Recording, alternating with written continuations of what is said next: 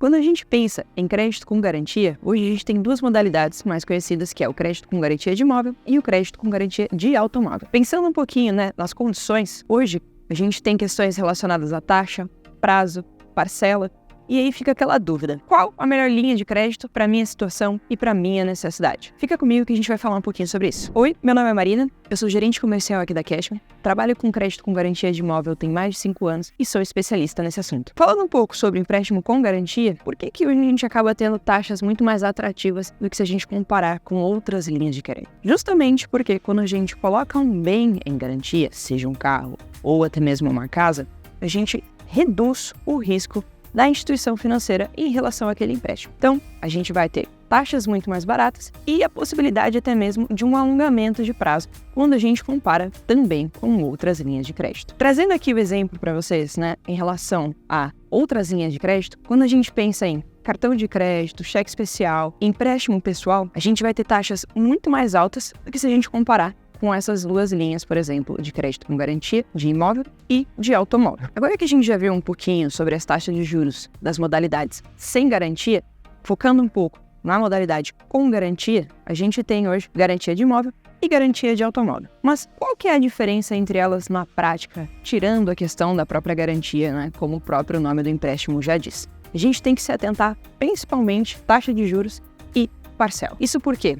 Justamente por a gente colocar uma garantia móvel em um dos empréstimos, no caso do empréstimo com garantia de automóvel, a gente vai acabar tendo um risco maior do que se a gente comparar com o empréstimo com garantia de imóvel, que é uma casa que vai estar ali sempre, não vai ter nenhum risco. Já o carro a gente pensa em questão ali de acidentes, questão ali de roubo, então a gente acaba tendo um risco muito maior da instituição. Por isso, essa taxa ela vai ser um pouco mais alta do que se a gente comparar com o empréstimo de garantia de imóvel. Falando um pouquinho agora de parcela, quando a gente pensa em parcela, a gente tem que pensar automaticamente em taxa de juros. Então, a parcela hoje, para o empréstimo com garantia de automóvel, ela vai ser uma parcela fixa, ou seja, por ter uma taxa pré-fixada, a sua parcela ela não vai variar no mês a mês. Então, a parcela que você começou a pagar no início é a mesma parcela que você vai pagar no fim do seu empréstimo. Então você vai ter muito mais previsibilidade em relação ao seu orçamento, em relação às parcelas no mês a mês, você vai conseguir ter uma visão mais clara do seu demonstrativo de pagamento,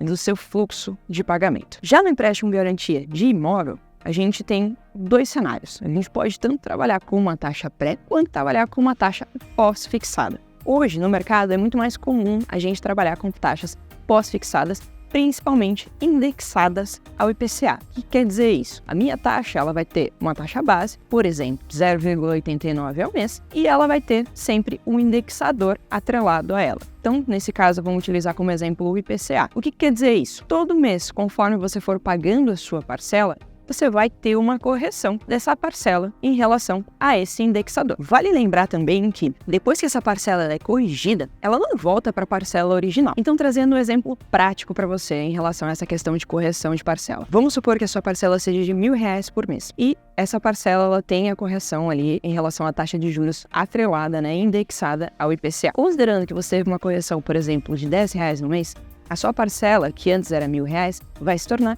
R$1.010. Um ponto muito importante aqui é, essa parcela, ela não volta. Ou seja, a sua parcela do próximo mês, ela é R$1.010, mais a correção em relação ao indexador, que nesse caso, nesse exemplo que a gente está dando, é o IPCA. Então, é muito importante ter esse entendimento em relação à nova parcela base que você vai ter no seu empréstimo durante esse processo de pagamento. Agora, trazendo o mesmo exemplo em relação ao empréstimo com automóvel. Nesse cenário, a sua parcela de R$1.000, ela vai permanecer R$1.000 do início ao fim, justamente porque a gente vai falar de uma taxa pré-fixada. Então, essa oscilação que existe na taxa pós-fixada para o cenário ali de empréstimo com garantia de imóvel, não vai ter para o empréstimo de garantia de automóvel. Lembrando também que você pode optar pela modalidade de pré-fixada para empréstimo com garantia de imóvel, mas a gente vai ter uma diferença de taxa de juros, justamente porque quando a gente pensa em pós-fixada, a gente tem a oportunidade de colocar uma taxa base mais barata, justamente porque a gente vai ter a correção de um indexador, e quando a gente pensa na taxa pré-fixada, ela acaba sendo um pouco mais alta, justamente porque a gente não tem nenhum indexador para corrigir esse empréstimo